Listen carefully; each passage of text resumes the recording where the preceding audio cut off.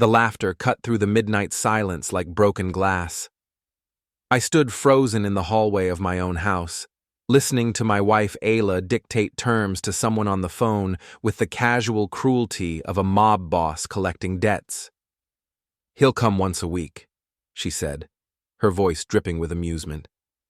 "Either accept it or I'll destroy you." More laughter, the kind that makes your spine crawl. I'm Corbin Finlor, 42 years old, design engineer turned freelancer after the pandemic gutted my industry. Smart enough to build bridges, apparently too stupid to see my marriage crumbling beneath my feet. At least, that's what everyone thought. The kitchen light cast harsh shadows across Ayla's face as she paced, still talking.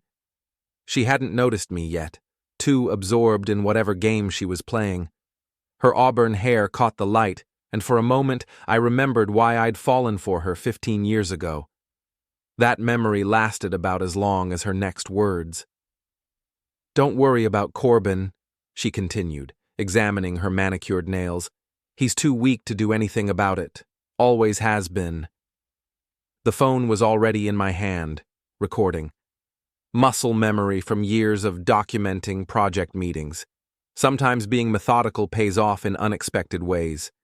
She finally saw me standing there in my pajama pants and old MIT t-shirt.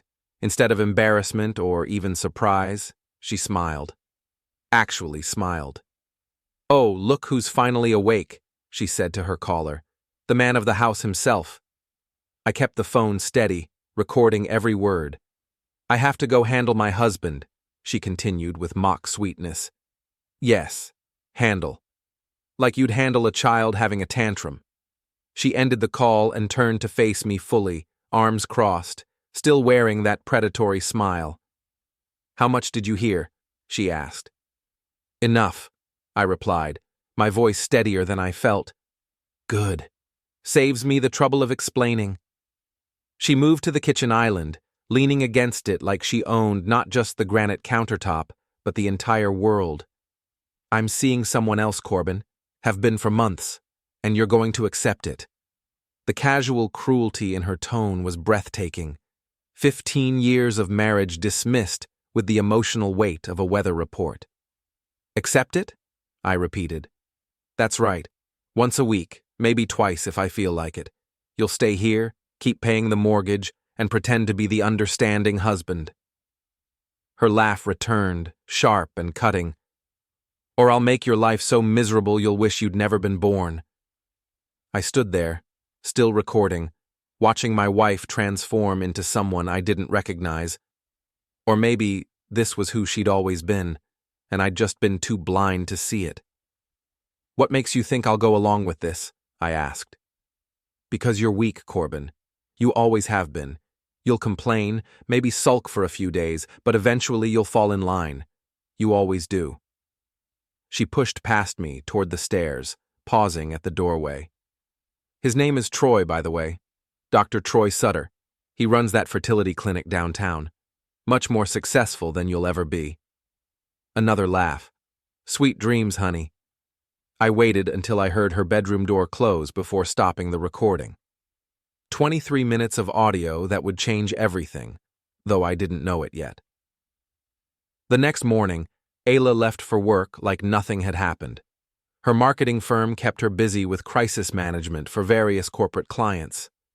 Ironic, considering she was about to become a crisis herself. I made coffee and sat at the kitchen table, staring at her locked desk drawer.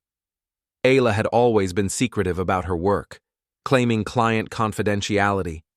I'd respected that boundary for years. Those days were over. The lock was electronic, requiring a 6-digit code. I tried her birthday, our anniversary, even my birthday. Nothing. Then I remembered Buster, her childhood golden retriever she still talked about. The dog's birthday opened the drawer on the first try. "So secure, Ayla," I muttered. "Maybe try password 123 next time." Inside were manila folders, USB drives, and a laptop I'd never seen before. The folders contained medical documents, donor agreements, and consent forms, all bearing the letterhead of the Coastal Fertility Clinic. Dr. Troy Sutter's clinic. I photographed everything with my phone before examining the details. Donor contracts with forged signatures, consent pages that looked professionally altered, and a USB drive labeled backup in Ayla's handwriting. My laptop was upstairs in my home office. I cloned the USB using software I'd picked up during my engineering days, then returned everything to its original position. The whole process took 40 minutes. The USB contained financial records, patient files, and email chains between Ayla and Dr. Sutter. Reading through them was like watching a car crash in slow motion. They'd been running a sophisticated fraud scheme, falsifying donor information, manipulating consent forms, and billing insurance companies for procedures that never happened. Ayla handled the paperwork while Sutter provided medical credibility, but the personal emails were worse. Months of intimate correspondence, planning their future together, laughing about how easily they'd fooled everyone, especially me. "Corbin suspects nothing," one of Ayla's messages read. "He's too busy feeling sorry for himself to notice what's happening under his nose." Sutter's reply was equally charming. "Perfect. Keep him distracted while we finish the Thompson account. Then we can be more open about our arrangement." I printed key documents and saved everything to multiple drives. Then I did what any good engineer would do. I verified the data. The phone call to Coastal Fertility Clinic was straightforward. I claimed to be a patient requesting certified copies of donor agreements for my records. They were happy to help, especially when I provided specific document numbers from Ayla's files. Their response arrived by email 3 hours later, along with a polite note from their compliance officer. The signatures didn't match. The donor ID belonged to a suspended technician who'd been terminated 6 months ago. The dates on the consent forms were impossible, showing procedures scheduled before patients had even contacted the clinic. I packaged everything into a single PDF file: the audio recording of Ayla's phone call, the fraudulent contracts, the clinic's verification letter, and selected email exchanges. 27 pages of evidence that would end more than just my marriage. That evening, Ayla came home late, claiming she'd been stuck in client meetings. She microwaved leftover Chinese food and ate while scrolling through her phone, completely ignoring me. "How was your day?" I asked, testing the waters. "Busy, always busy." She didn't look up from her screen. "You wouldn't understand. Try me." She finally raised her eyes, studying my face like she was seeing me for the first time. "Why the sudden interest in my work, Corbin?" "Just making conversation."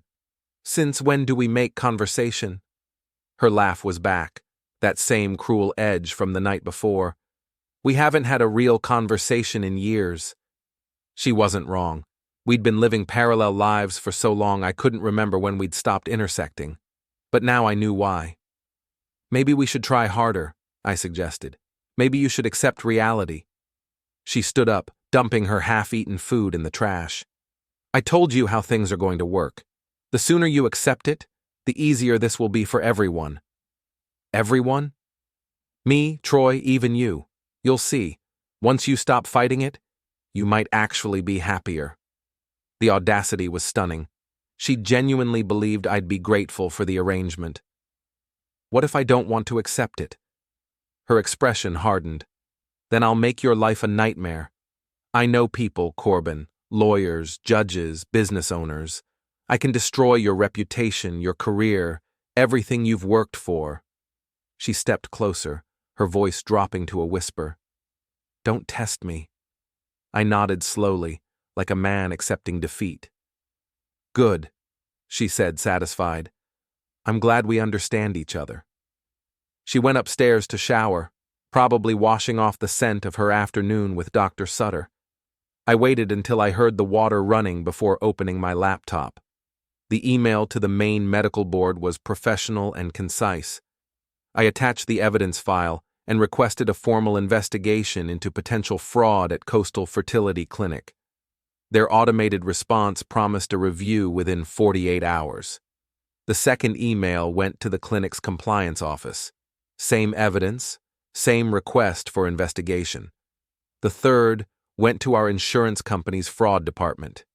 They were less polite in their automated response, but more direct about consequences. I sent all 3 emails within 10 minutes, then deleted the sent messages and cleared the browser history. Ayla might be good at corporate crisis management, but she'd never dealt with a crisis she couldn't see coming. By the time she came downstairs, hair wrapped in a towel and wearing her favorite robe, I was watching television like nothing had happened. "What are you watching?" she asked. "Documentary about engineering failures," I replied. "Fascinating stuff. Amazing how small oversights can bring down entire structures." She glanced at the screen, showing footage of a collapsed bridge. "Sounds boring." "You'd be surprised. Sometimes the most catastrophic failures start with people thinking they're smarter than the system." She shrugged and headed back upstairs. "Don't stay up too late. Some of us have real jobs in the morning." I smiled at the television screen. "Sweet dreams, honey." The next morning brought the first response. Our insurance company had frozen all claims related to Coastal Fertility Clinic pending investigation. They'd also flagged Ayla's account for potential fraudulent activity. She discovered this at work when trying to process a client's medical billing. Her phone call to me was less than pleasant. "What did you do?" she demanded. "Good morning to you too, sweetheart." "Don't play games with me, Corbin. The insurance company froze our accounts. They're asking questions about the fertility clinic." "That's strange. Maybe there's been some kind of mistake." "There's no mistake. This has your fingerprints all over it." I could hear the panic creeping into her voice. "Good. I don't know what you're talking about, Ayla. Maybe you should call Dr. Sutter. I'm sure he can help sort this out." The silence stretched for several seconds. "You're making a big mistake," she finally said. "Am I? Or am I finally getting smart?" She hung up without another word. 20 minutes later, she was back on the phone, this time with her lawyer. I could hear her through the thin walls of our house, pacing in the living room and speaking in urgent whispers. "I need a restraining order," she was saying. "Yes, against my husband. He's becoming unstable, threatening my career." I walked downstairs with a folder in my hand, making sure she could see me. "Hi, honey," I called out cheerfully. "How's your morning going?" She covered the phone's microphone. "Stay away from me. Just wanted to show you something." I opened the folder, revealing printed copies of her emails with Dr. Sutter. "Thought you might want to review these before your next call." Her face went pale. "I'll call you back," she told her lawyer, ending the call. "Interesting reading," I continued, flipping through the pages. "Especially the parts about falsifying donor records and billing for non-existent procedures. Very creative. Where did you get those?" "From your backup drive, the one labeled backup in your desk drawer. You really should use better passwords, Ayla. Buster's birthday was pretty easy to guess." She lunged for the folder, but I stepped back. "These are copies," I said calmly. "The originals are somewhere safe, along with timestamps and chain of custody logs for everything I found." "You had no right to go through my private files." "Your private files? In our shared home? Containing evidence of fraud?" I shook my head. "I think any reasonable person would call that community property." Her phone rang again. Dr. Sutter's name appeared on the screen. "You should probably take that," I suggested. "I have a feeling he's got some interesting news to share." She answered with shaking hands. "Troy, what's happening?" I couldn't hear his side of the conversation, but Ayla's face told the story. Her expression shifted from confusion to fear to pure rage. "They can't do that," she said. "We have rights." More talking from Sutter. "How did they find out about the donor records?" Even more talking, this time louder and more agitated. "I don't care what your lawyers say. Fix this." She ended the call and stared at me with undisguised hatred. "The medical board opened an investigation," she said. "They're reviewing all of our files." "That's terrible news. I hope everything works out for you." "You did this. You sent them information." I sent them the truth. There's a difference. You're going to regret this, Corbin. I promise you that. Maybe, but I won't regret it as much as you will. She grabbed her purse and headed for the door. Where are you going? I asked. To fix the mess you created. Give my regards to Dr. Sutter. The door slammed hard enough to rattle the windows. I made myself a sandwich and ate it while reviewing my notes. The medical board investigation would take time, but the insurance freeze was immediate. That would put pressure on both Ayla and Sutter to make mistakes. My phone buzzed with a text message from an unknown number. You're not as dumb as you look, Finlor, but you're still in over your head. Back off while you can. I recognized the writing style from Sutter's emails, arrogant and threatening. I replied with a photo of myself giving the camera a middle finger. 2 minutes later, another text. You have no idea who you're dealing with. My response was simple. Troy Sutter, age 44, medical license number 47291, currently under investigation for fraud. Did I miss anything? No more texts came. That afternoon brought a call from Detective Sam Harker of the local police department. He wanted to discuss a domestic situation that had been reported. Your wife claims you've been threatening her, he said when I met him at the station. That's interesting. What kind of threats? She says you've been going through her private files, making accusations about her work, and generally acting unstable. I pulled out my folder of evidence. Detective, would you like to see what I found in those private files? He flipped through the documents, his expression growing more serious with each page. This looks like fraud, he said finally. That's what I thought too. Which is why I reported it to the appropriate authorities. And the threats? I never threatened anyone. I simply documented evidence of criminal activity and reported it through proper channels. Harker studied my face for a long moment. Your wife wants a restraining order. Based on what grounds? Discovering her criminal activity? She claims you've been following her, harassing her at work. I pulled out my phone and showed him my location history. I've been home all day, Detective. My phone's GPS can verify that. If she's claiming otherwise, she's lying, just like she lied about the donor records. Harker handed back my folder. Stay away from your wife's workplace, he said, and keep documenting everything. Something tells me this is going to get complicated. He was right about that. The next morning, Ayla was gone before I woke up. Her coffee cup sat abandoned on the counter, lipstick staining the rim like a crime scene. I found a note propped against the sugar bowl. Staying at Lisa's until you come to your senses. Don't contact me. Lisa Chen was Ayla's best friend and enabler, an HR director at the marketing firm who'd been covering for Ayla's absences for months. I knew this because I'd started paying attention to details that had been invisible for years. My phone rang while I was reading the note. Maya Rodriguez, our neighbor from across the street. Corbin? I saw Ayla leave with suitcases this morning. Everything okay? Maya was a freelance web developer with a talent for finding information that people preferred to keep private. We'd become friends during the pandemic, when we were both working from home and bonding over our shared frustration with video conference software. It's complicated, I said. Want to talk about it? I was about to make coffee anyway.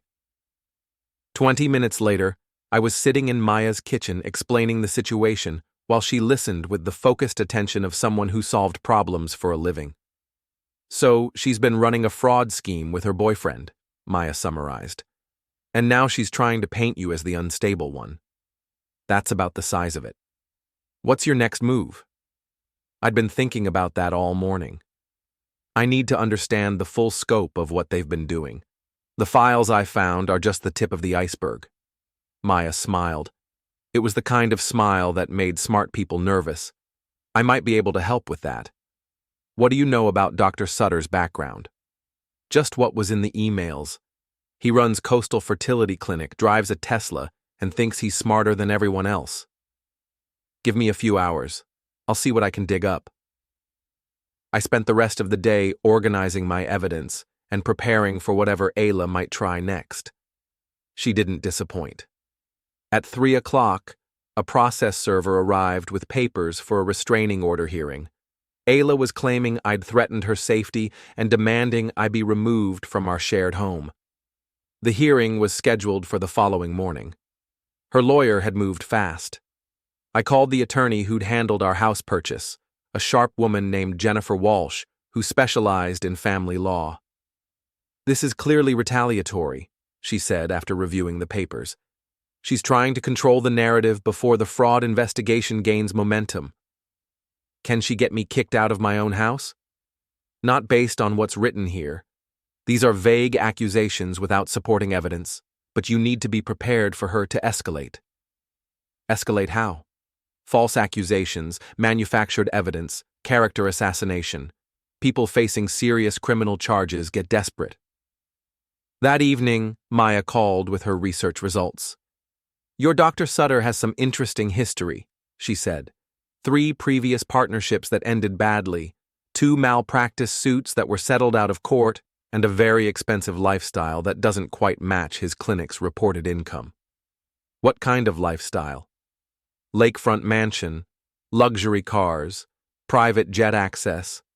Either he's a much better businessman than his public records suggest, or he's got additional income streams, like insurance fraud. That would be my guess. But there's more. He's been married twice, both ended in messy divorces with allegations of financial misconduct. And get this, both ex-wives claimed he was running medical scams. The pieces were falling into place. Ayla hadn't just found a lover, she'd found a partner in crime. "There's something else," Maya continued. "I found social media posts from Ayla going back 6 months. Lots of photos from expensive restaurants, weekend trips, designer clothes, all tagged with locations near Sutter's clinic. She's been flaunting the affair. In plain sight. Either she thought you'd never notice, or she wanted you to find out. Both options were insulting, but the second one was worse. It meant the kitchen confrontation had been planned, part of some larger strategy to humiliate me into submission. Can you send me copies of those posts?" "Already done. Check your email." The photos were damning. Ayla and Sutter at romantic dinners, weekend getaways, even what looked like a couple's vacation to Napa Valley. All while she was telling me she was working late or attending business conferences. The timestamps showed the affair had been going on for 8 months, almost a year of lies, deception, and elaborate cover-ups. But the most revealing photo was recent. Ayla and Sutter at what appeared to be a medical conference, both wearing name badges, both looking very comfortable in professional settings. The caption read, "Power couple goals, building something amazing together." They weren't just lovers. They were business partners planning a future that didn't include me. My phone buzzed with a text from Ayla. "Last chance to apologize and make this right. Otherwise, you'll regret what happens next." I replied with a screenshot of her power couple photo. Her response was immediate. "You're going to pay for this." The restraining order hearing the next morning was a disaster for Ayla. Her lawyer had clearly expected me to show up alone and unprepared. Instead, I arrived with Jennifer Walsh and a briefcase full of evidence. Judge Patricia Morrison was known for her no-nonsense approach to domestic disputes. She listened to Ayla's accusations with obvious skepticism. "You claim your husband threatened you," Judge Morrison said, reviewing the petition. "But I don't see any specific threats documented here." "He's been going through my private files," Ayla replied, "making accusations about my work, trying to destroy my reputation." "What kind of accusations?" Ayla's lawyer tried to intervene. "Your Honor, the specific nature of the allegations isn't relevant to the safety concerns." "I'll decide what's relevant," Judge Morrison said sharply. "Mrs. Finlor, what accusations has your husband made?" Ayla squirmed in her chair. "He claims I've been involved in some kind of fraud. It's completely false, of course." Jennifer Walsh stood up. "Your Honor, we have evidence that suggests otherwise." She handed the judge a folder containing key documents from my investigation. Judge Morrison spent several minutes reviewing the materials, her expression growing more serious with each page. Mrs. Finlor, are you currently under investigation by the Maine Medical Board? It's a misunderstanding. A disgruntled patient made false accusations. And your insurance company has frozen claims related to your medical billing. Temporarily. It's all being resolved. Judge Morrison looked at me directly. Mr. Finlor, did you threaten your wife in any way? No, Your Honor. I discovered evidence of what appeared to be criminal activity and reported it to the appropriate authorities. I never threatened anyone. And the evidence you discovered was in your shared home? Yes, Your Honor.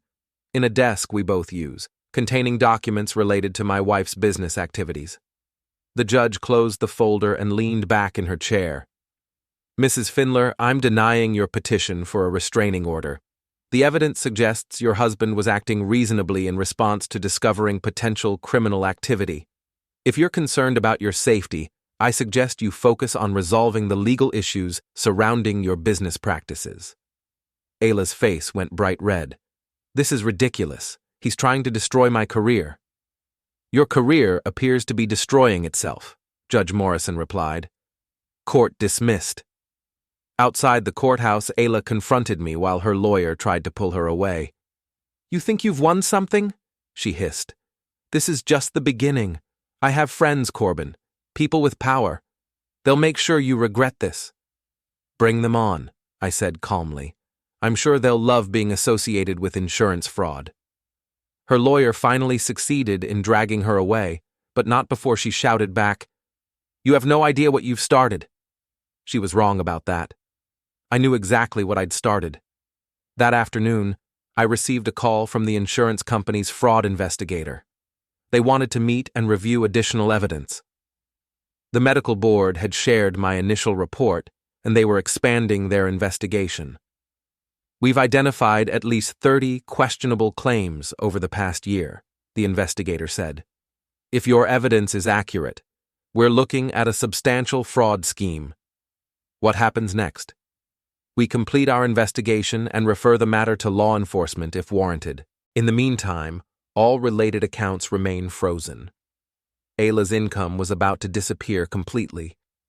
Maya called that evening with more intelligence. I've been monitoring social media for reactions to today's hearing, she said. Ayla's been busy trying to control the narrative. What do you mean? She's been calling friends, colleagues, anyone who'll listen, claiming you're having some kind of breakdown, that you're making false accusations to hurt her career. Is it working? Not really. Too many people have seen the expensive lifestyle, the mysterious boyfriend, the frequent absences from work. They're putting the pieces together themselves. What about her job? That's where it gets interesting.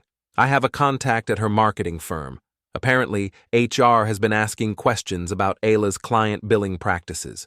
Some of her medical industry clients have been flagged for potential fraud, and now they're wondering if she was involved.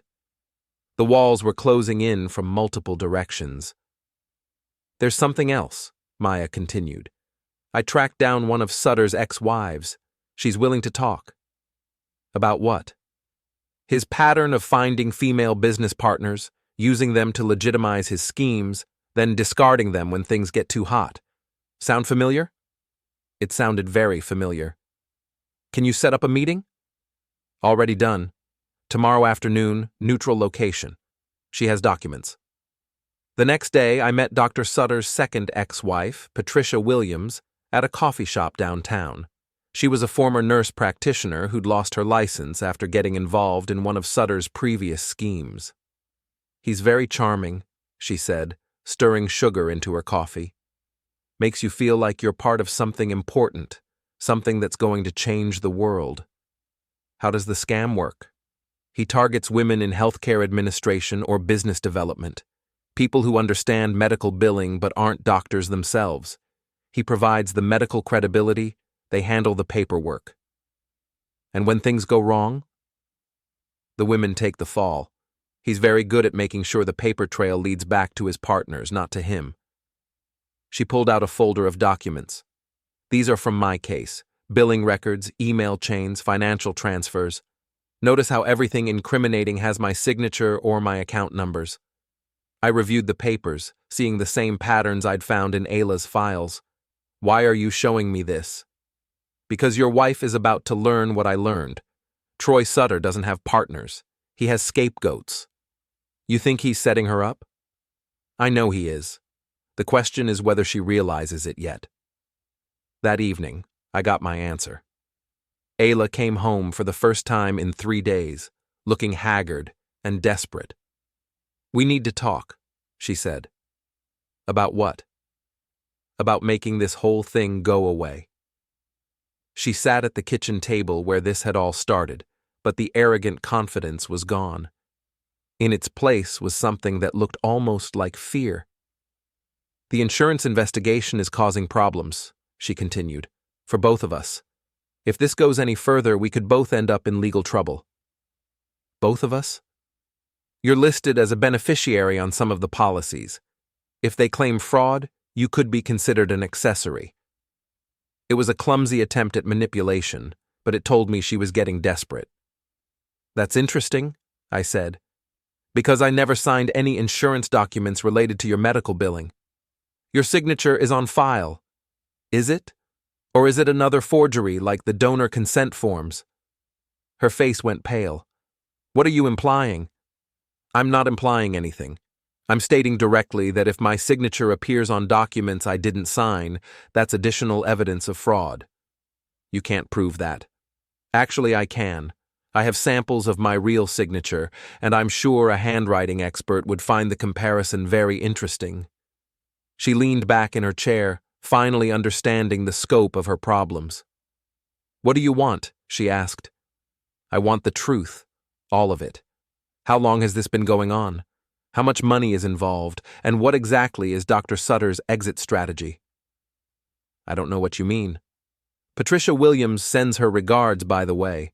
She had some very interesting stories about Troy's previous business partnerships. The color drained completely from Ayla's face. You talked to Patricia? Lovely woman. Very helpful. She explained how Troy's scams work, how he sets up his female partners to take the fall when things go wrong.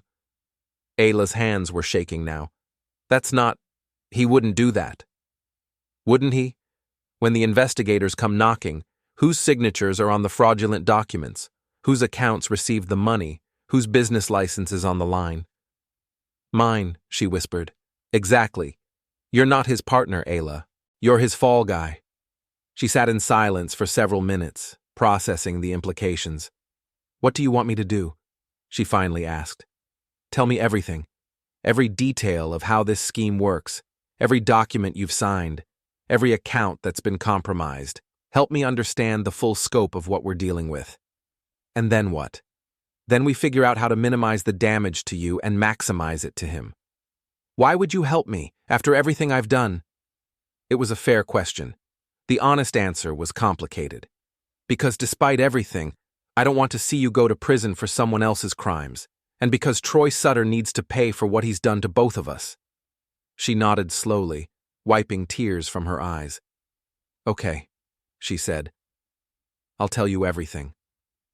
And she did.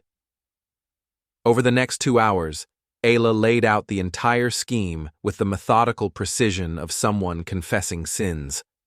The fraud was more extensive than I'd imagined, involving dozens of fake patients, hundreds of forged documents, and nearly $2 million in fraudulent insurance claims. It started small, she said, her voice barely above a whisper. Troy said we were just optimizing the billing process, making sure deserving patients got coverage for procedures that insurance companies unfairly denied. When did you realize it was fraud? About 3 months in, when I saw the same patient names appearing on multiple claims with different birth dates and social security numbers. She laughed bitterly.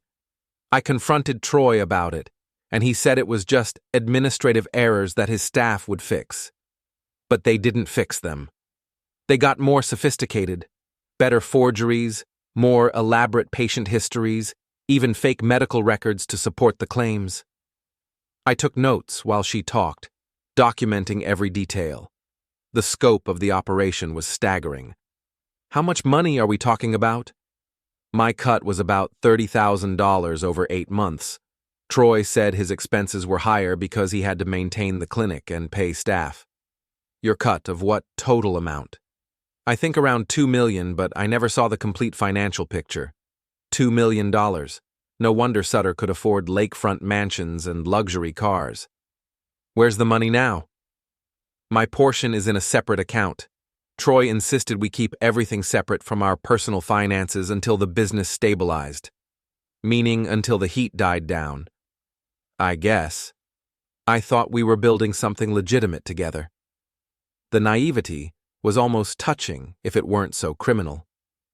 What about the personal relationship? When did that start? Ayla's face flushed. About 6 months ago. He said we made a good team, that we understood each other in ways our spouses never could. And you believed him. I wanted to believe him. My life felt so stagnant, Corbin. You were always working, we barely talked anymore. And here was this successful, charming man who made me feel important. Important enough to commit felony fraud. I didn't think of it that way at the time. How did you think of it?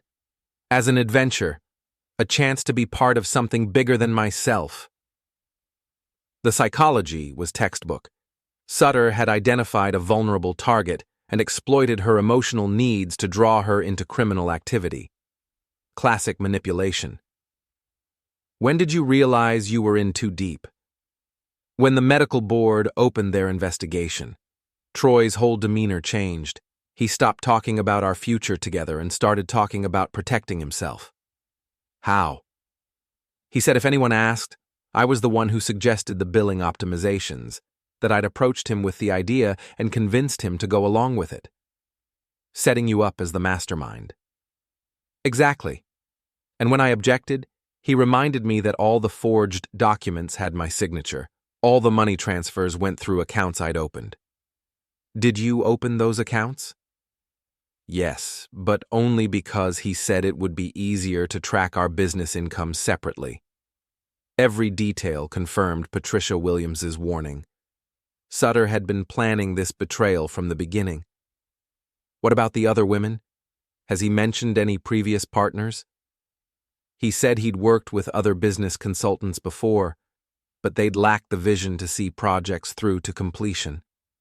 Translation: they figured out what he was doing and got out before they went to prison.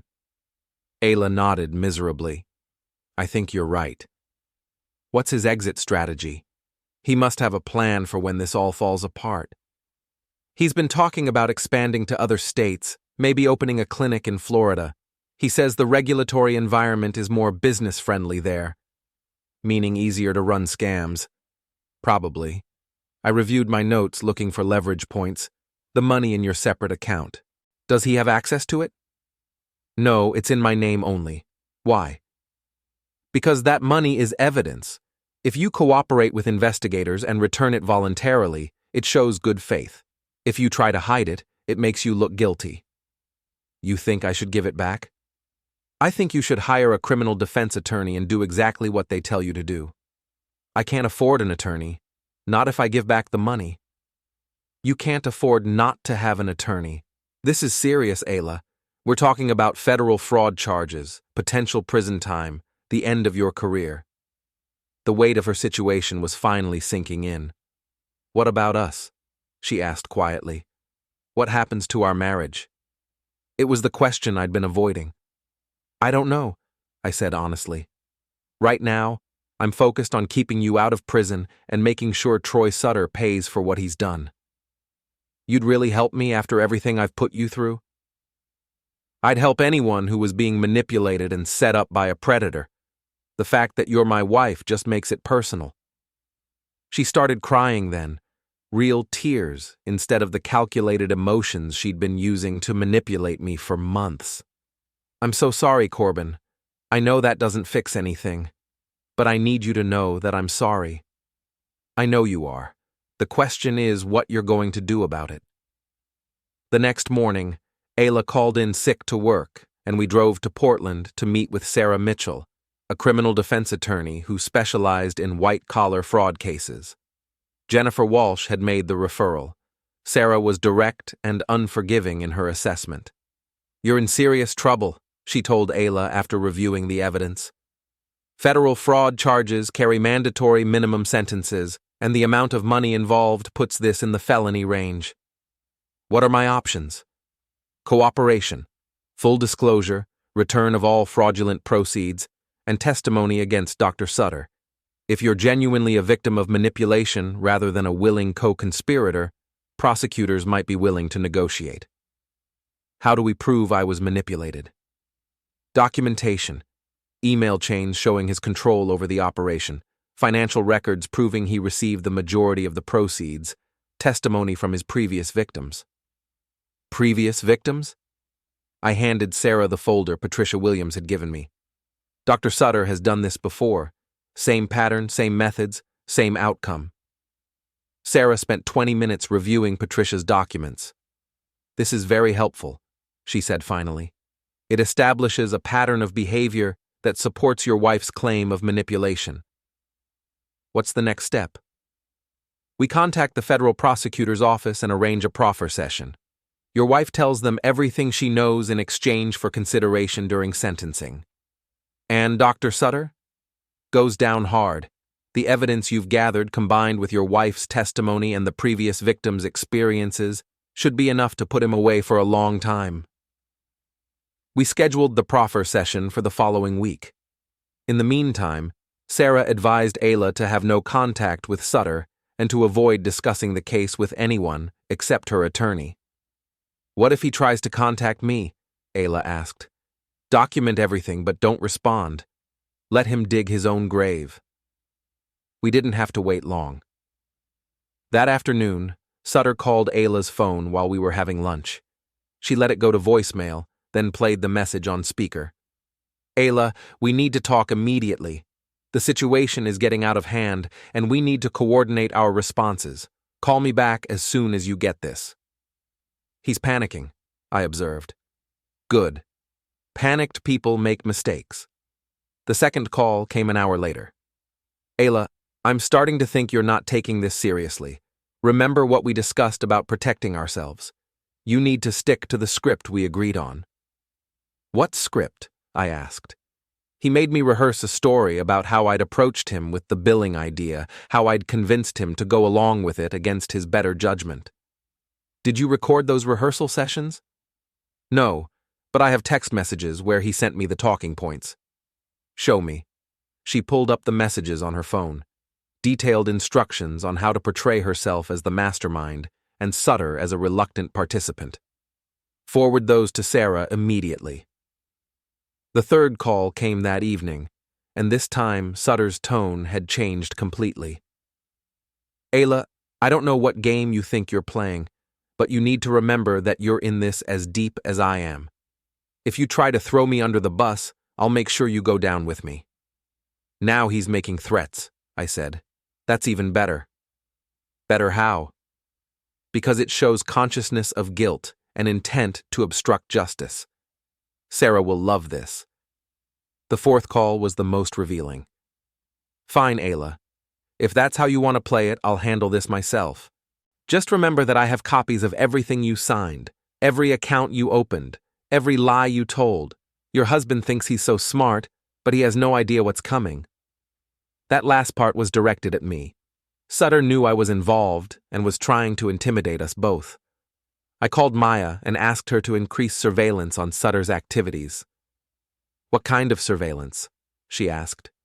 "Social media, public records, anything that might indicate he's planning to flee or destroy evidence." "I'm on it. But Corbin, you need to be careful. If he's desperate enough to make threats, he might be desperate enough to do something stupid." "Like what?" "Like trying to frame you for something or worse." That night, I installed security cameras around our house and changed all the locks. If Sutter was planning something, I wanted to be ready. The next morning brought news that changed everything. Maya called at 7 a.m. with urgent information. "Sutter's clinic was raided by federal agents an hour ago," she said. "It's all over social media." I turned on the local news and saw footage of FBI agents carrying boxes of evidence out of Coastal Fertility Clinic. The reporter mentioned ongoing investigations into medical fraud and insurance scams. How did they move so fast? I asked Maya. I think your wife's case was just the tip of the iceberg. They must have been building a larger case and used your evidence to get search warrants. Ayla was watching the news with a mixture of relief and terror. It's really happening, she said. Yes, it is, and you're on the right side of it now. My phone rang. Sarah Mitchell. Have you seen the news? She asked. We're watching it now. This is good for your wife. It means the federal case was already in motion, which supports her claim that she was a small player in a larger scheme. What happens now? We accelerate the proffer session. The prosecutors will want to debrief her while the evidence is fresh. And Sutter? Probably arrested within the next 24 hours. I doubt he'll make bail, given the flight risk and the amount of money involved. The arrest came sooner than expected. By noon, local news was reporting that Dr. Troy Sutter had been taken into custody at his lakefront mansion while allegedly trying to transfer large sums of money to offshore accounts. He was running, Ayla said, watching the footage of Sutter in handcuffs. Just like Patricia Williams predicted he would. What if I hadn't listened to you? What if I'd stuck with his script? You'd be in handcuffs next to him. That afternoon, we received a call from the federal prosecutor's office. They wanted to meet with Ayla immediately. Mrs. Finlor, Assistant U.S. Attorney Michael Barnes said during our meeting, we're prepared to offer you a cooperation agreement in exchange for your full testimony against Dr. Sutter. What does that mean exactly? Sarah asked. Guilty plea to 1 count of conspiracy, restitution of all fraudulent proceeds, 3 years probation, and no jail time if her cooperation is deemed substantial. It was a generous offer, considering the alternative was decades in federal prison.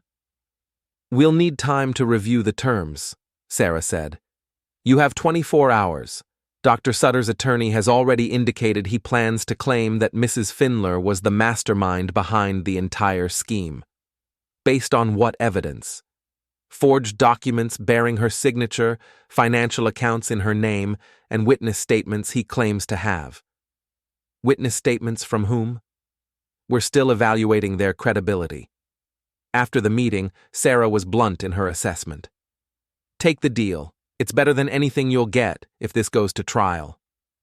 What about the witness statements Sutter mentioned? Probably fabricated or coerced, but they could still cause problems if we can't discredit them. That evening, Ayla signed the cooperation agreement. The next phase of our war against Dr. Sutter was about to begin. But first, we had to survive his counterattack. The retaliation came in the form of a surprise visit from Detective Harker, accompanied by 2 federal agents. Mr. Finlor, Detective Harker said, we need to ask you some questions about your involvement in your wife's business activities. What kind of involvement? Dr. Sutter's attorney claims you were an active participant in the fraud scheme, that you helped forge documents and launder money through personal accounts. I looked at the federal agents. Do you have evidence to support these claims? We're investigating. In the meantime, we need to search your home and seize any computers or financial records. They had a warrant.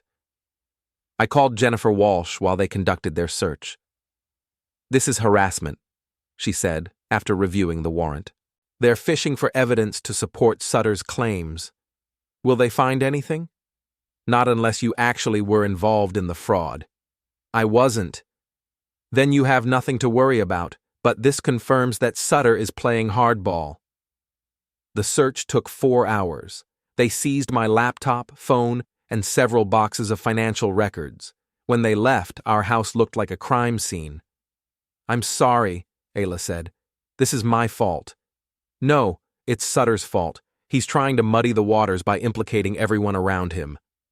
What if they find something that makes you look guilty? They won't, because I'm not guilty.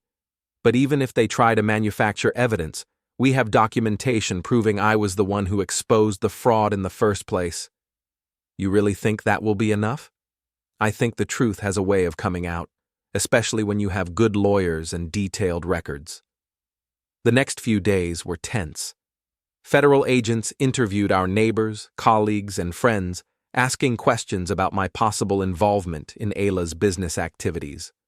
Maya proved invaluable during this period, using her network to monitor what information was being gathered and how it was being interpreted. The good news is that everyone they've talked to confirms you were out of the loop on Ayla's work, she reported. The bad news is that Sutter's legal team is getting creative with their accusations. Creative how? They're claiming you masterminded the entire scheme from behind the scenes, using Ayla as a front while maintaining plausible deniability. Based on what evidence? That's what we need to find out. The answer came during Ayla's first formal debriefing session with federal prosecutors. Sutter's attorneys had provided them with what they claimed was evidence of my involvement. Email exchanges between accounts allegedly belonging to me and various participants in the fraud scheme.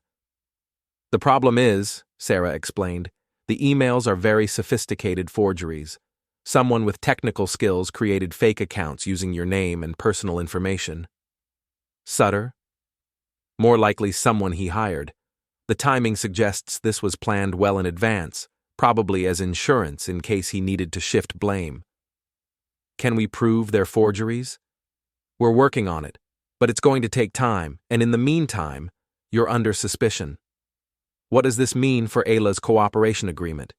It's still valid, but the prosecutors are less enthusiastic about her testimony if they think her husband might also be involved.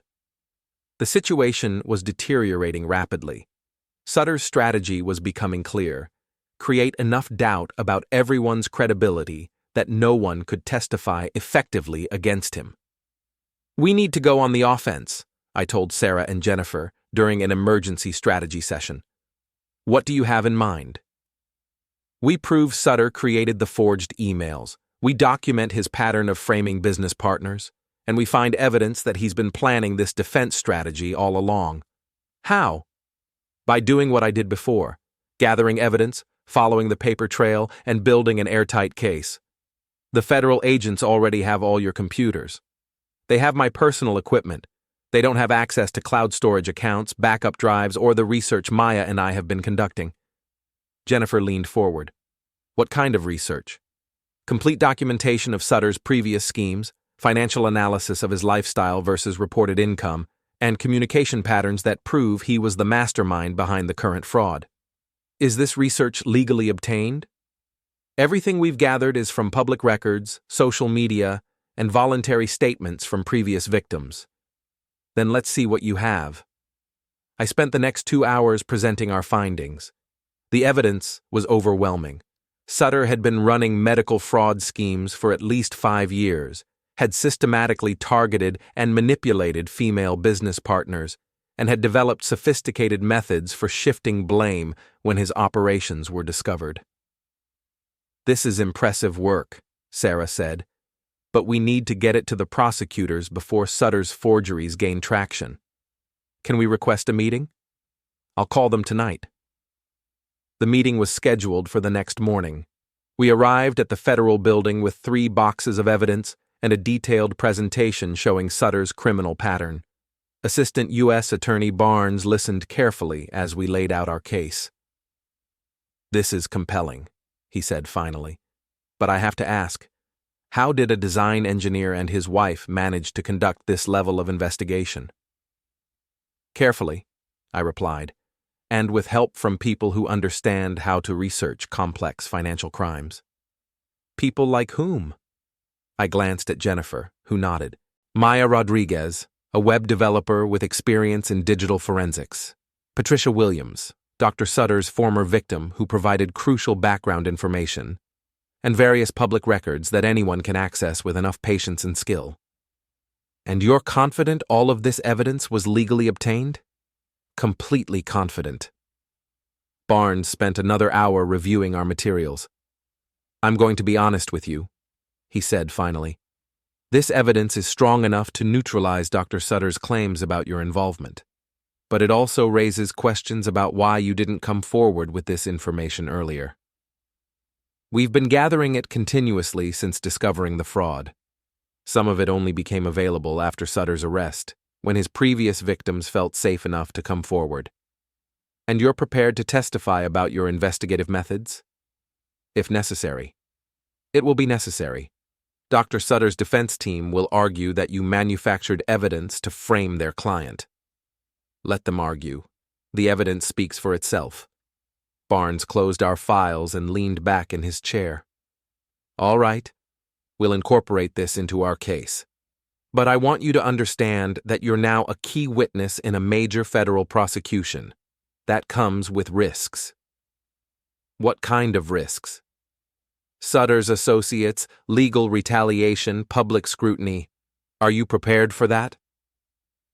I looked at Ayla, then back at Barnes. Dr. Sutter made this personal when he tried to destroy my marriage and frame me for his crimes. I'm prepared to do whatever it takes to see him held accountable.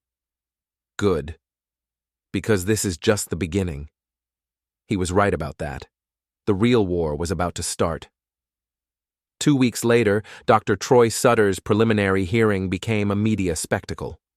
Local news crews lined the courthouse steps, and reporters shouted questions at everyone entering the building. Ayla and I arrived through a side entrance, but cameras still caught us walking toward the federal building. Mrs. Finlor, do you regret your involvement in the fraud scheme? A reporter called out. Sarah had coached us to say nothing, but Ayla stopped and turned toward the camera. I regret trusting someone who manipulated me into criminal activity, she said clearly. But I don't regret cooperating with federal investigators to expose the truth. It was a good soundbite, and it established the narrative we wanted. Ayla as victim, not co-conspirator. Inside the courthouse, Sutter's defense team had assembled an impressive array of legal talent. 3 attorneys in expensive suits, plus what appeared to be a team of private investigators and expert witnesses. They're planning something big, Jennifer observed. We found out what during the hearing itself. Sutter's lead attorney, a silver-haired man named Richard Blackwood, stood up during opening arguments and made a stunning announcement. Your Honor, my client is prepared to provide evidence that the true mastermind behind this fraud scheme is sitting in this courtroom today. He turned and pointed directly at me. Corbin Finlor orchestrated this entire operation from behind the scenes, using his wife and Dr. Sutter as unwitting accomplices. We have documentation proving Mr. Finlor's involvement, including email communications, financial records, and witness testimony. The courtroom erupted. Judge Harrison banged his gavel for order while reporters scribbled frantically in their notebooks. Mr. Blackwood, the judge said sternly, this is a preliminary hearing, not a trial. Please confine your remarks to the charges against your client. Of course, Your Honor. But we felt it was important to establish that Dr. Sutter is also a victim in this case. Assistant U.S. Attorney Barnes stood up. Your Honor, the government objects to this theatrical display. Mr. Blackwood is making accusations without foundation. We have foundation, Blackwood replied smoothly. Extensive documentation that we'll be happy to share with the court. Judge Harrison looked annoyed.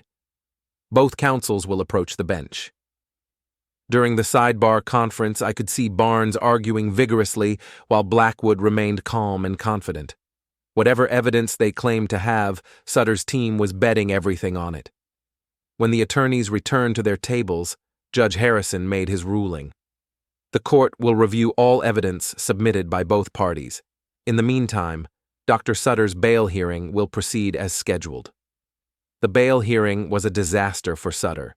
Despite his attorney's arguments about his community ties and professional reputation, the judge set bail at $5 million cash. The defendant has access to substantial financial resources of questionable origin, Judge Harrison explained. He also has demonstrated willingness to flee the jurisdiction when faced with investigation. Bail is set accordingly. Sutter's face went white. Even with his ill-gotten gains, $5 million in cash was more than he could readily access.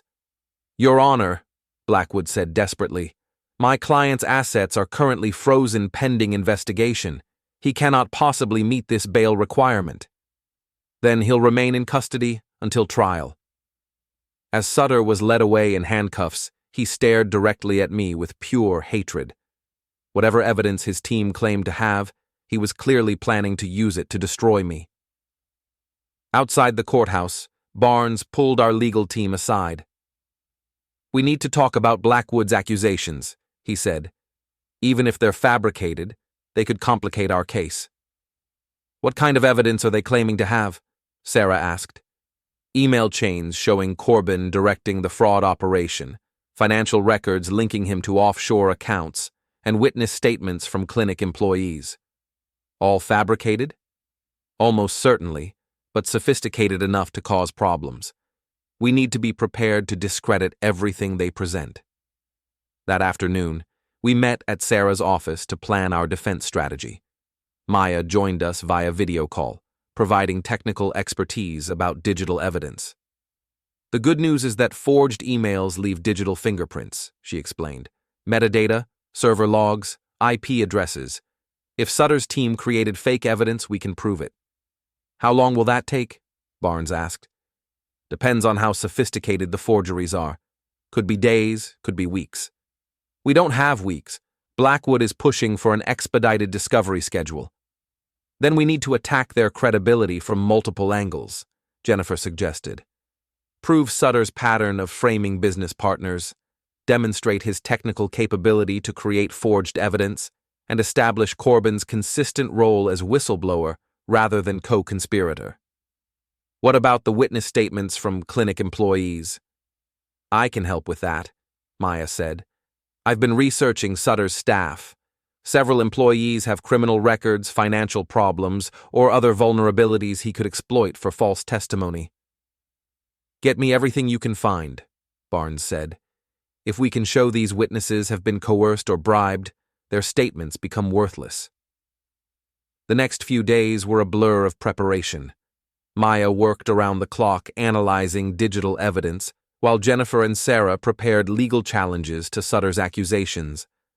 I spent my time documenting every detail of my investigation, creating a timeline that proved I'd been gathering evidence against Sutter, not working with him.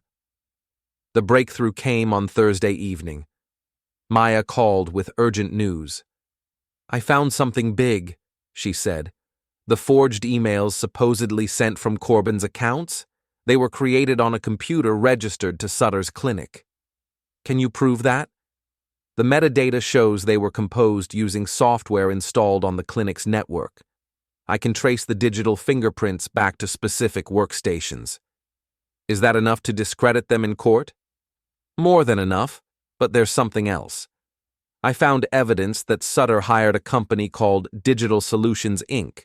to create backup documentation for legal purposes." "What kind of backup documentation?" "According to their invoices, email reconstruction, document recovery, and digital forensics. But when I looked deeper, Digital Solutions specializes in creating plausible fake evidence for litigation." "He hired professionals to frame Corbin?" "Exactly. And I have the paper trail to prove it." Barnes was ecstatic when we presented Maya's findings. "This is exactly what we need," he said. "Not only does it discredit Sutter's evidence, it shows premeditation and obstruction of justice." "What's our next move?" "We file a motion to exclude all of Sutter's fabricated evidence and add charges for obstruction of justice and witness tampering." "What about the clinic employees who gave statements against Corbin?" "Maya's research shows 3 of them have been receiving mysterious cash payments since Sutter's arrest.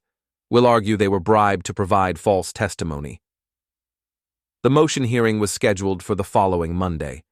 Sutter's team had clearly expected their evidence to go unchallenged because they seemed unprepared for our technical analysis. "Your Honor," Barnes began, "the defense has presented what they claim is evidence of Mr. Finlor's involvement in the fraud scheme. Our analysis shows this evidence was systematically fabricated." He presented Maya's technical findings, complete with metadata analysis and digital forensics reports. The emails allegedly sent by Mr. Finlor were created on computers belonging to Dr. Sutter's clinic using software purchased specifically for creating fake digital evidence. The defendant hired a company that specializes in manufacturing plausible documentation for litigation purposes. Blackwood tried to object, but Judge Harrison was clearly interested in the technical details. Mr. Blackwood, do you have any response to these allegations? Your Honor, the government's technical analysis is flawed. Our client legitimately recovered deleted communications as part of his legal defense. Recovered from where? The judge asked. From various sources. That's not an answer, Counselor. Barnes stood up again. Your Honor, we also have evidence that 3 witnesses who provided statements against Mr. Finlor have received cash payments totaling over $50,000 since Dr. Sutter's arrest. He presented bank records showing deposits into the witnesses' accounts. These payments came from an account controlled by Dr. Sutter's defense team, suggesting witness tampering and bribery. Judge Harrison studied the financial records carefully. Mr. Blackwood, can you explain these payments? They were legitimate consulting fees for time spent providing testimony. $50,000 for testimony in a preliminary hearing? The witnesses had to take time off work, review extensive documentation. That's enough, Judge Harrison interrupted. The court finds the defense's evidence lacks credibility and appears to have been systematically fabricated. All email evidence and witness statements provided by the defense are excluded from these proceedings. Blackwood's face went red. Your Honor, this is highly irregular. You're preventing my client from presenting his defense. Your client is free to present legitimate evidence. Fabricated emails and bribed witnesses don't qualify. We request an immediate appeal. Denied. This case will proceed to trial based on credible evidence only. As we left the courthouse, Barnes was optimistic about our prospects. Sutter's credibility is destroyed, he said. His own attempts to frame you have backfired spectacularly. What happens now? He'll probably try to negotiate a plea deal. His attorneys know they can't win at trial with fabricated evidence. What kind of deal? Depends on how much cooperation he's willing to provide about other fraud schemes, but he's looking at decades in federal prison either way. That evening, Ayla and I sat in our kitchen, where this whole nightmare had started. The house felt different now, like we were strangers visiting a place we'd once called home. What happens to us? She asked quietly. It was the question I'd been avoiding for weeks. I don't know, I said honestly. Too much has happened for us to just go back to the way things were. I understand. I destroyed everything we had. You made choices that hurt both of us, but Sutter manipulated you into making some of those choices. That doesn't excuse what I did. No, it doesn't, but it explains it. We sat in silence for several minutes. I've been thinking about moving out, she said finally, starting over somewhere else. Where would you go? My sister lives in Colorado. She said I could stay with her while I figure things out. What about your probation? I can transfer it. My attorney says a change of scenery might be good for me. And your career? What career? I'll never work in marketing again, not after this scandal. She was probably right. The publicity had been brutal, and her professional reputation was destroyed. Maybe that's not entirely bad, I said. You were never happy in that job anyway. What do you mean? You used to talk about wanting to do something more meaningful, help people instead of manipulating them for corporate clients. That was a long time ago. Maybe it's time to remember who you wanted to be before you got caught up in who you thought you should be. She looked at me with something approaching hope. You really think I could start over? I think people can change if they want to badly enough. The question is whether you want to. I do. I want to be someone I can respect again. Then maybe Colorado is a good idea. The plea negotiations began the following week. Sutter's new attorney, brought in after Blackwood was fired, was more realistic about their prospects. My client is willing to provide information about other fraud schemes in exchange for a reduced sentence, she told Barnes. What kind of information? Names, locations, financial details. Dr. Sutter has been involved in medical fraud for over a decade, in multiple states. How many other victims are we talking about? At least 20 women in similar situations to Mrs. Finlor, plus dozens of legitimate medical practices that were unknowingly involved in billing fraud. The scope was staggering. Sutter hadn't just been running a local scam, he'd been operating a nationwide network of medical fraud. What's he asking for in return? 15 years instead of life in prison. Barnes laughed. He's looking at 30 to 40 years based on the current charges alone. If we add the other schemes he's admitting to, he could get life without parole. Then what would you consider? 25 years, full restitution to all victims, and complete cooperation with ongoing investigations. I'll discuss it with my client. Sutter accepted the deal 2 days later. 25 years in federal prison, which meant he'd be in his 70s before he was eligible for parole. It's not enough, Ayla said when we heard the news. It's enough to keep him from hurting anyone else, I replied. What about all the women he manipulated? The money he stole? The lives he destroyed? He'll spend the rest of his productive life in prison, and every victim will get restitution. It's not perfect justice, but it's real justice. I guess I thought I wanted him to suffer more. He will suffer.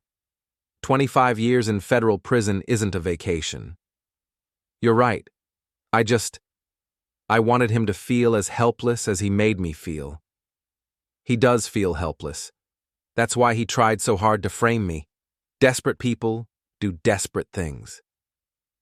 The final court appearance was anticlimactic. Sutter pled guilty to multiple counts of fraud, conspiracy, and obstruction of justice. He looked smaller in his orange jumpsuit, diminished by the weight of his crimes. When Judge Harrison asked if he had anything to say before sentencing, Sutter stood up slowly. I want to apologize to the victims of my crimes, he said in a quiet voice. I manipulated good people into doing bad things, and I take full responsibility for the harm I've caused. It sounded rehearsed, but at least he was admitting guilt. I especially want to apologize to Mrs. Finlor and her husband. I destroyed their marriage and tried to frame an innocent man to save myself. There's no excuse for what I did. Ayla was crying quietly beside me. Whether from relief, anger, or sadness, I couldn't tell. Judge Harrison sentenced Sutter to 25 years in federal prison without possibility of parole for 20 years. He would be 69 years old before he could even apply for early release. The court finds that Dr. Sutter's crimes were sophisticated, extensive, and deeply harmful to numerous victims, Judge Harrison said. His attempts to obstruct justice and frame innocent parties demonstrate a complete lack of remorse or moral compass. Your Honor, Sutter's attorney said, my client has cooperated fully with federal investigators. Only after his attempts at manipulation and fraud were exposed. Dr. Sutter's cooperation appears to be motivated by self-interest rather than genuine remorse. The gavel came down with finality. Troy Sutter was led away in shackles, and our long nightmare was finally over. Outside the courthouse, reporters shouted questions, but we walked past them without comment. There was nothing left to say. That evening, Ayla finished packing for Colorado. Her flight left the next morning. Will you be okay? She asked as we stood in the driveway beside her loaded car. Eventually. What about you? I think so. It'll take time, but I think I can build something better than what I had before. I hope so. Corbin, thank you. For everything. For saving me from Sutter, for helping me see the truth, for not letting me go to prison. You saved yourself. I just provided some technical support. She smiled sadly. You always were better at fixing things than I was at appreciating them.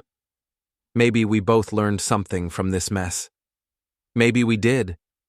She hugged me briefly, then got in her car and drove away. I watched until her taillights disappeared around the corner, then went back inside the house that was now truly mine. The silence felt different than it had before. Not empty, but peaceful. Like the quiet after a storm has finally passed. I made myself dinner and ate it while reading the newspaper coverage of Sutter's sentencing. The headlines were satisfying. Fraud doctor gets 25 years. Medical scam mastermind sentenced. Justice for fertility fraud victims. My phone buzzed with a text from Maya. Saw the news. How are you holding up? Better than expected, I replied. Want to celebrate? I'm buying drinks at Murphy's. Murphy's was the bar where this whole thing had started, where I'd first begun to understand the scope of Ayla's deception. It seemed fitting to end it there. Give me 20 minutes, I texted back. I changed into clean clothes and drove across town to the bar. Maya was waiting at a corner table with 2 beers and a satisfied smile. So, she said as I sat down, how does it feel to win? Did I win? My marriage is over, my wife is moving to Colorado, and I spent 6 months investigating fraud instead of living my life. Your marriage was already over, you just didn't know it. Your wife is getting a chance to start fresh instead of going to prison, and you prevented a predator from destroying more lives. She raised her beer bottle. I'd call that winning. I clinked my bottle against hers. When you put it that way. Plus, you've got some impressive investigative skills. Ever think about changing careers? To what? Private detective? Why not? You're good at it. You have a talent for finding the truth, and there are a lot of people who need help exposing fraud and deception. It was an interesting thought. I'd spent months learning how to gather evidence, analyze financial records, and build legal cases. Maybe those skills could be useful in other contexts. Think about it, Maya continued. The world needs more people who can't be intimidated, who won't give up when powerful people try to cover up their crimes. You make it sound noble. It is noble. What you did took courage, intelligence, and persistence. Those are exactly the qualities good investigators need. We finished our drinks while discussing the possibilities. By the time I drove home, I was actually excited about the future for the first time in months. The house felt different when I walked in.